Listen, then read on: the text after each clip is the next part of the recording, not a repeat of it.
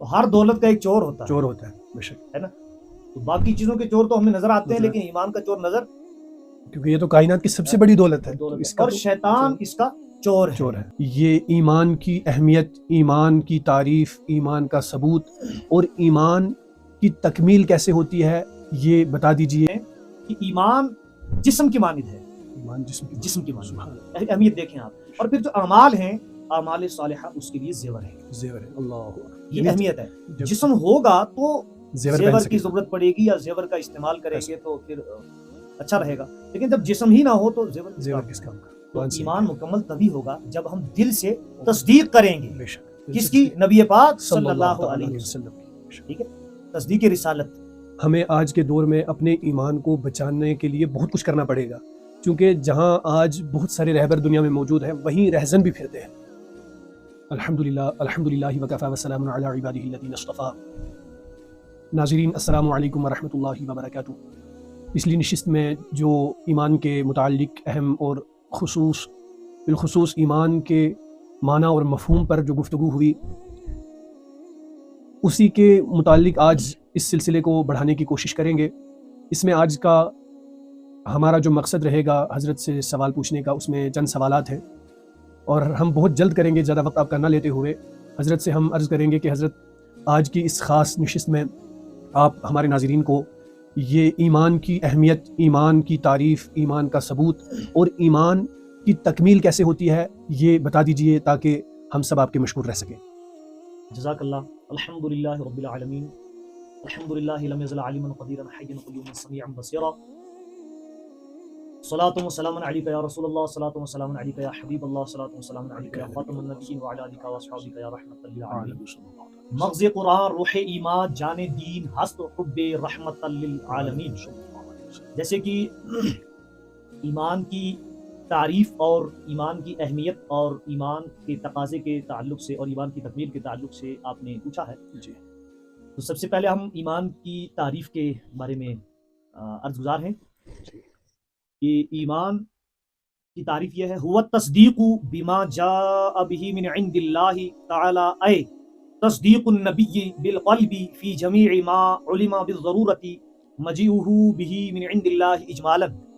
ایمان ان امور کی تصدیق کا نام ہے جو اللہ کی طرف سے آئے، یعنی اجمالی طور پر دل سے نبی مکرم علیہ الصلوۃ والسلام کی تصدیق کرنا، اور اس چیز میں جو آپ اللہ کی طرف سے لائے جس کا ثبوت آپ سے قطعی طور پر ہو. یہ ایمان کی تعریف ہے. اس کے بعد آپ نے جو متصلاً پوچھا ایمان کے ثبوت کے تعلق سے، تو ایمان کے ثبوت کا معاملہ جو ہے وہ شرع عقائد کی عبارت کے تناظر میں آپ دیکھیں: وَذَهَبَ جُمْهُورُ الْمُحَقِّقِينَ إِلَىٰ أَنَّهُ هُوَ التَّصْدِيقُ بِالْقَلْبِ وَالْإِقْرَارُ شَرْطٌ لِإِجْرَاءِ الْأَحْكَامِ فِي الدُّنْيَا لِمَا أَنَّ تَصْدِيقَ الْقَلْبِ أَمْرٌ بَاطِنٌ لَا بُدَّ مِنْ عَلَامَةٍ فَمَنْ صَدَّقَ بِقَلْبِهِ وَلَمْ يُقِرَّ بِلِسَانِهِ فَهُوَ مُؤْمِنٌ عِندَ اللَّهِ تَعَالَىٰ.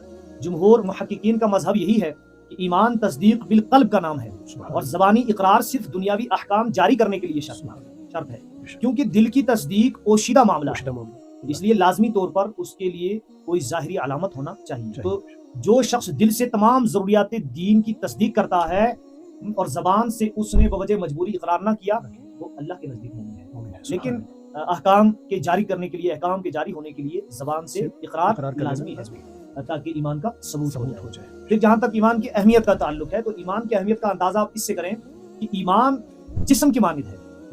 جسم کی مانند اہمیت دیکھیں آپ. اور پھر جو اعمال ہیں، اعمال صالحہ، اس کے لیے زیور ہے. اللہ، یہ اہمیت ہے. جسم ہوگا تو زیور کی ضرورت پڑے گی یا زیور کا استعمال کریں گے تو پھر اچھا رہے گا. لیکن جب جسم ہی نہ ہو تو زیور کس کام کا. بے شک، پھر وہ زیور بیکار. اعمال صالحہ جو ہیں وہ زیور کی حیثیت رکھتے ہیں تو، لیکن جسم کی حیثیت کون رکھتا ہے؟ ایمان. یہ ایمان کی اہمیت ہے، اس سے آپ اندازہ لگائیں. اور ساتھ میں ایمان کی اہمیت کا اندازہ اس سے لگائیں کہ ایمان بیج کی طرح ہے. جب بیج ہوگا تو بیج جب بویا جائے گا تو پھر بعد میں درخت بنے گا، باقی چیزیں.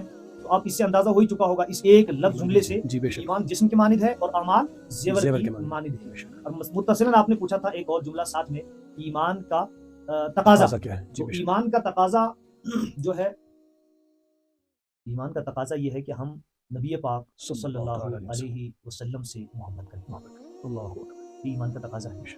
ایمان کا تقاضا یہ ہے کہ ہم تمام اعمال صالحہ جتنے بھی بجا لائیں، ہے نا، جی بے شک، تو اچھے اعمال کریں، اللہ کو راضی کریں، اس کے رسول کو راضی کریں، راضی کریں، یہ ایمان کا تقاضا تقاضا ہے ہے بے شک، کہ جو بندہ مومن ہو اسے چاہیے کہ وہ مومنوں والے کام کریں، کرے تاکہ اسے وہ فائدہ ملے جو اللہ نے اس کے لیے رکھا رکھا ہے، بے جو شک، انعام اس کے لیے رکھا ہے، تو وہ تبھی ملے گا جب وہ ان چیزوں پر عمل عمل کرے کرے گا گا۔ بے شک۔ ساتھ میں آپ نے ایمان کی تکمیل کے بارے میں جو پوچھا، جی جی، ایمان مکمل کیسے ہوگا؟ ایمان مکمل کیسے ہوگا، آپ اس کے لیے آپ توجہ کیجیے۔ اللہ پاک قرآن عظیم میں ارشاد فرماتا ہے سورہ منافقون کے اندر، آپ اندازہ کریں،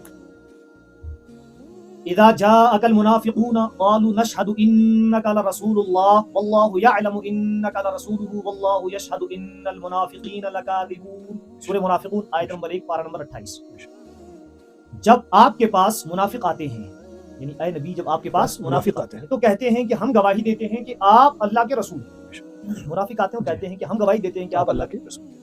اللہ بھی جانتا ہے کہ آپ اس کے رسول ہیں، سبحان اللہ، اور اللہ گواہی دیتا ہے کہ منافق جھوٹے ہیں۔ اللہ اکبر، جہاں اللہ کی اندازہ گواہی، کریں، منافقین یہ کہتے ہیں کہ اے نبی آپ اللہ کے رسول ہیں، جی گواہی دیتے ہیں، وہاں وہ کہتے ہیں کہ آپ اللہ کے رسول رسول ہیں، ہیں، جی وہ کہہ رہے ہیں کہ ہم گواہی دیتے ہیں کہ آپ اللہ کے رسول ہیں، اور اللہ بھی جانتا ہے کہ آپ اللہ کے رسول ہیں، جی بے شک، لیکن اللہ فرماتا ہے، اللہ گواہی دیتا ہے کہ منافق جھوٹے ہیں۔ یہ کیا ہے؟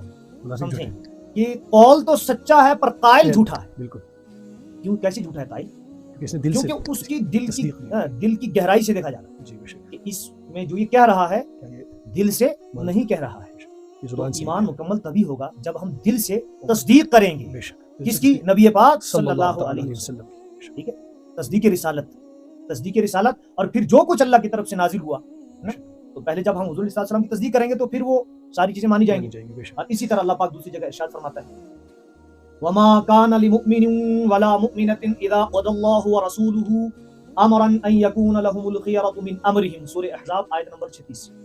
ترجمہ، اور نہ کسی مسلمان مرد اور نہ مسلمان عورت کو حق ہے کہ جب اللہ اور رسول کچھ حکم فرما دیں تو انہیں اپنے معاملے کا کچھ اختیار رہے۔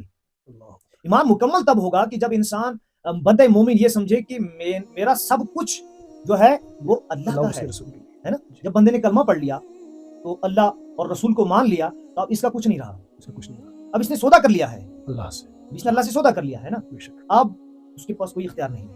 اللہ کا جب حکم آ جائے اور رسول صلی اللہ علیہ وسلم کا جب حکم آ جائے تو پھر اس کو اپنے معاملے میں اپنی جان کا بھی کوئی اختیار نہیں ہے۔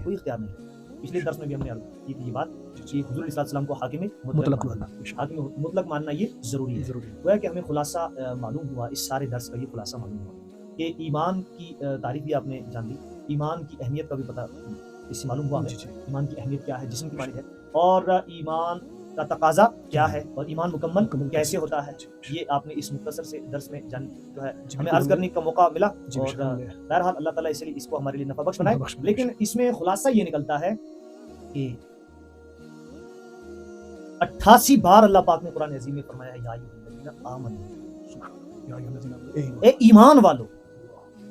جب آپ یا ایھا الذین آمنوا اس جملے کو جب پڑھتے ہیں، ہم لوگ جب تلاوت کرتے ہیں، ایک عجیب قسم کی لذت محسوس ہوتی ہے کہ رب اپنے بندے سے، بلکہ بندے مومن سے بار بار 88 بار اے ایمان والے، اے ایمان والو، اے ایمان والو، یا ایھا الذین آمنوا، کتنا پیارا خطاب ہے، کتنا پیارا، ایک لذت محسوس ہوتی ہے، ایک سکون میسر ہوتا ہے جب یہ پڑھتے ہیں، یہ جملہ پڑھتے ہیں، یہ آیت جب پڑھتے ہیں یا ایھا الذین آمنوا۔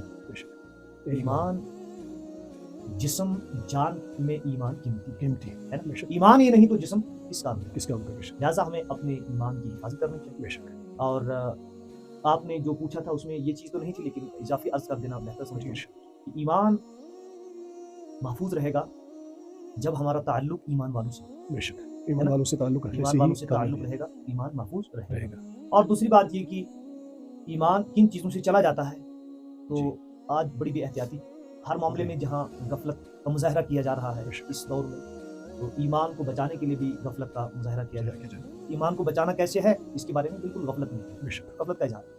تو ہمیں کیا کرنا چاہیے، ضروریات دین میں سے کسی ایک بات کا اگر کوئی انکار کرے تو وہ کس میں مبتلا ہوگا، کفر میں۔ تو ہمیں جاننا چاہیے کہ ضروریات دین کیا ہے، تاکہ ہم اپنے ایمان کو محفوظ کر سکیں، اپنے ایمان کو بچا سکیں، محفوظ رکھ سکیں۔ کیونکہ قیامت کا دن ہوگا، ایک شخص سوچتا ہوگا میرے پاس بہت سارے اعمال ہیں، بہت نیکیاں ہیں، بہت مشکل کیا ہے زندگی میں، تو وہاں پر پیشی ہوگی تو معلوم ہوگا کہ وہ سارے کے سارے دھوکہ، وہ سارے کا سارا ختم برباد ہو گیا۔ تو کیوں؟ کیونکہ अमाल का सवाब जो है ना, या अमाल का फायदा तब मिलेगा जब ईमान होगा। जब ईमान होगा, वही बात है, जिस्म ही नहीं तो जेवर क्या, जेवर किस किस काम काम की। की, बेशक। तो इसलिए हमें ईमान के मामले में हसास रहना चाहिए, बोले ईमान के एहतियात मामले बरतनी में मुहतात रहना चाहिए, ईमान के बेशक। मामले में हमें कोई जो है ना वो गफलत नहीं नहीं करनी करनी चाहिए। ईमान किन चीज़ों से कमज़ोर होता है, ये किन भी चीज़ों से ख़राब होता है, उन चीज़ों को तर्क कर देना चाहिए, बेशक ठीक है। और जिस चीज़ से ईमान हमारा मजबूत मजबूत हो होता है, तो वो काम हमें करना करना चाहिए, चाहिए। ताकि अल्लाह और उसके रसूल राज़ी हों सल्लल्लाहु अलैहि वसल्लम। अल्लाह पाक कामयाबी हज़रत की इस गुफ्तगू से हमें एक ये भी मौका मिला कि हमें आज के दौर में अपने ईमान को बचाने के लिए बहुत कुछ करना पड़ेगा, क्योंकि जहाँ आज बहुत सारे रहबर दुनिया में मौजूद हैं, वहीं रहज़न भी फिरते हैं। लिबासे रहबरी में यहाँ कहीं रहज़न भी फिरते हैं, और ईमान को बचाना बहुत मुश्किल है, क्योंकि आखिरी ज़माने के लिए ताजदार अंबिया जनाब हज़रत मोहम्मद रसूलुल्लाह सल्लल्लाहु तआला अलैहि वसल्लम का उनके एक इरशाद का मफ़हूम है कि इंसान सुबह निकलेगा तो ईमानदार होगा, लेकिन शाम को जब लौटेगा तो बेईमान होगा, और जो रात को सोएगा तो ईमानदार होगा, लेकिन सुबह जब जागेगा तो बेईमान होगा। तो गोया कि ऐसे ही ये इंसान को ख्याल करना चाहिए अपने ईमान की हिफाजत के लिए। इंशाल्लाह अगले एपिसोड में हम आपको मोहतरम आपने बड़ी एक अहम बात बीच में छेड़ी है, मुझे अब कुछ अर्ज करने का मौका मिल गया कि रहज़न फिरते हैं। जी बेशक, रहज़न, तो हर दौलत का एक चोर होता है बेशक, है ना। तो बाकी चीज़ों के चोर तो हमें नजर आते हैं, लेकिन ईमान का चोर नजर, क्योंकि ये तो कायनात की सबसे बड़ी दौलत है, और शैतान इसका चोर है, है, और इंसान का खुला दुश्मन भी है। अच्छा, वो जो है ना, वो उसका हमला भी बड़ा खतरनाक होता है, बड़ा जबरदस्त किस्म का होता है। वो बेदीनी को दीन बनाकर पेश करता है बेशक। और देखें ना, इस दौर के अंदर इहानत रसूल को तौहीद का नाम दे दिया है। बेशक, देखें शैतान की कारस्तानी, शैतान के कारनामे, तौहीन रिसालत को तौहीद का नाम दे दिया, बेशक, बुग़्ज़े सहाबा को मोहब्बत अहले बैत का नाम दे दिया, बेशक, है ना। इसी तरीके से मोहब्बत अहले बैत को है उधर से बुग़्ज़े सहाबा बना दिया है, बुग़्ज़े सहाबा बना दिया। तो मतलब क्या क्या उसने किया है। इसी तरीके से औलिया किराम से अदावत रखना, है ना, इसको ऐन ईमान करार दे दिया है। मतलब किस तरीके से क्या क्या हरबे अपनाए गए। यहीं से देखें कि मोहब्बत क्या कहते हैं, मोहब्बत अहले बैत की आड़ में सहाबा किराम से खुली दुश्मनी की जा रही है, और जो है ना बुग़्ज़ व अदावत का किस तरह इजहार किया जा रहा है। बिल्कुल, ये छुपी बात नहीं है। वो किसकी आड़ में, मोहब्बत अहले बैत की आड़ में, और दूसरी तरफ मोहब्बत सहाबा की आड़ में अहले बैत पर तनकीज का वो मौका फराहम किया जा रहा है। इसी तरह तौहीन रिसालत को तौहीद का नाम दिया जा रहा है। तो बहरहाल और भी कितनी सारी जो हरबे हैं शैतान के, जो खुले तौर पर जारी हो सारी हैं। बेशक, तो ये आपने अच्छी बात छेड़ी। अल्लाह ताला हमें ईमान की हिफाजत, अल्लाह ताला हमारे ईमान की हिफाजत फरमाए, और हम सबको दीन मुस्तकीम पर सही अमल करने की तौफीक अता फरमाए। फ़क़त अस्सलाम।